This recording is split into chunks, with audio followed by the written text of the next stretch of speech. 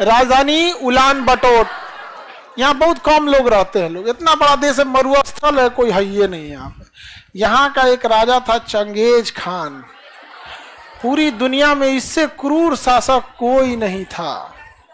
समझ में गया? एक बार यहाँ पे आके मिडिल ईस्ट में आके काटा था, इस एरिया में किसी को जिंदा नहीं छोड़ा था। जैसे इसकी कई गो बेटी थी सब, तो उसमें एगो बेटी का बियाह इधर किया था, तो उसके बेटी के हस्बैंड को मार दिया, मतलब इसके दमदा को कोनो मार दिया। दमाद ना हुआ जी, हाँ, तो एक दमाद को कोनो यहाँ मार दिया। ये बमक गया कौन? चंगेज। सेना लेके आया, कहा कोई जिंदा नहीं रहना चाहिए, कुत्ता तक को मारा था।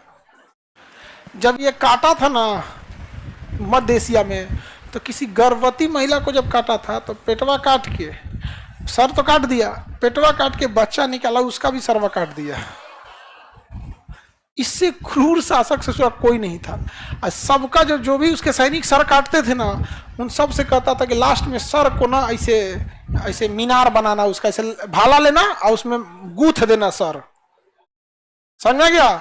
जब उसके सैनिक रिपोर्ट देने आते थे तो कैसे रिपोर्ट देते थे? भाला में गूंथ के ऐसे लेके आते थे। जिसका भाला सबसे ऊंचा उसको मिलेगा इनाम, और जिसका रह गया नीचे उसका सर काट के उसी में डाल दिया जाएगा। इतना खतरनाक कौन था? Genghis Khan. बहुत ही क्रूर शासक था। समझा कि नहीं गया? Genghis Khan. एगो हमरा से नाम पूछा, आपका पूरा नाम क्या? Genghis Khan. तो उसको लगा नॉर्मल आदमी होगा, फिर उसको जब ये कहानी बताए ना तो हमको घूर के देख रहा था। बहुत खतरनाक था चंगेज खान। चंगेज खान की इच्छा थी कि जब मरे तो जहां उसका कब्र में उसे दफनाया जाए, उस कब्र का जगह किसी को ना पता चले। तो जब मंगोलिया में जब इसे दफनाया गया ना, तो 2000 गुलाम उसकी लाश को खींच के ले गए थे सब। और जब दफना के आए सब, तो उन गुलामों के पीछे लगभग 5000 की फौज थी। जब ये गुलाम दफना के आए ना, तो ये फौज वाले मिल के मार डाले सब, पूरे गुलाम मर गया। गुलाम सारे मर गए सब। समझा गया? जब ये फौज लौट रही थी तो रास्ते में एक दूसरी फौज को खड़ा किया था चंगेज खान। सोचिए, मरने के टाइम प्लानिंग कर रहा था कि हमारी लाश को कैसे दफनाया जाएगा। तो ये वाली फौज थी, इसको मार दी। ठीक है? तो दफनाने का जगह किसको पता था? गुलामों को। और किस गांव में दफनाया ही किसको पता था? सैनिकों को। और ये सैनिक 50-60 किलोमीटर पीछे है तो ये मार दिया सब इसको, तो इनको कोई आइडिया नहीं है। और जब ये दरबार में पहुंचे सब, तो दरबार में इनको मार दिया गया।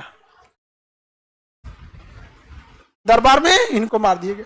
सोचो, मरते मरते ले गया इतने लोगों को, 5-7 हजार लोगों को। कौन? Genghis Khan. बहुत खतरनाक था वो। किसी को पता नहीं चला कि चंगेज खान कहां दफनाया गया है। और खौफ चंगेज खान का कितना था कि जब बारिश नहीं होती थी ना, तो लोग चंगेज खान से, सारे गांव के लोग मिलकर ऊपर देखते थे। अब भगवान से नहीं दुआ मांगते थे, चंगेज खान से दुआ मांगते थे। ऐसा ऐसा तो शासक हुआ ऐसे।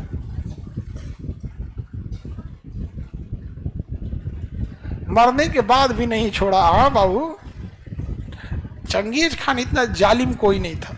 वो जहां भी मारता था ना, तो बस 2 चीजों को छोड़ता था, गिद्ध सबको ऊपर और नीचे कुत्ता सबको। लेकिन जब इधर मध्य एशिया में मारा था तो कुत्ता को भी नहीं छोड़ा था, ओके, दमदे को मार दिया था सब। दामाद का बहुत इज्जत होता है ससुराल में, उसका बहुत इज्जत होता है। जब नया नया दामाद बन, जब तक फूफा नहीं बना है तब तक।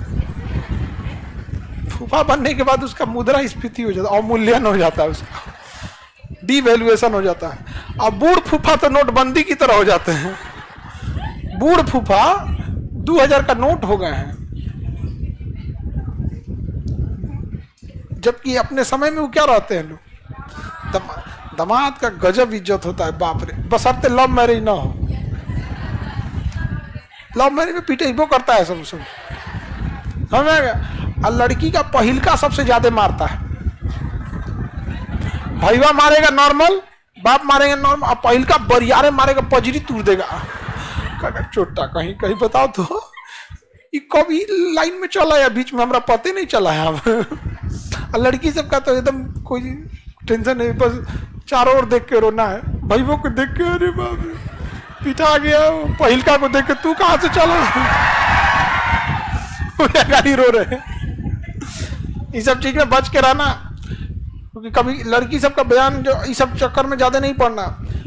अगर बयान दे देगी कि जब बहला फुसला के ले गए हैं लोग, तो कोर्ट मान लेता है कि इन लोग को बहलाना आसान है। तो बताइए बहला फुसला कोई लेके कैसे चल जाएगा कि चलो चलो कौआ देख लो, कौआ कौआ कौआ देख लो, चंदा मामा चलो चलो चलो, ऐसे ही ना बहला फुसला के ले जाया जाता है जी। ताज्जुब होता है कि मान लिया कैसे जाता है आप।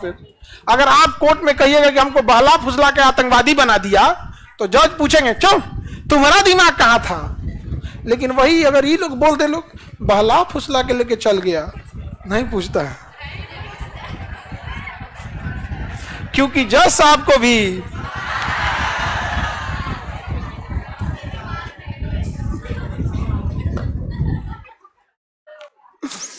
आगे बढ़ते हैं। मंगोलिया समझ में आ गया कि नहीं? आज मंगोलिया का हालात खराब है। चाइना कहता है कि हम इस पे कब्जा कर लेंगे। चाइना क्या कहता है? कब्जा कर। चाइना जहां तहां हमला करने के लिए सोचते रहता है। अब हम लोग देखते हैं सेंट्रल एशिया, इसे क्या कहते हैं? Central Asia. एशिया के बीचों बीच में होने के कारण इसे क्या कहेंगे?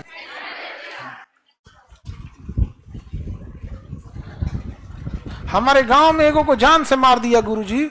अरे होता है ऐसा, मार और देता है ऐसे भी सब चक्कर में नहीं।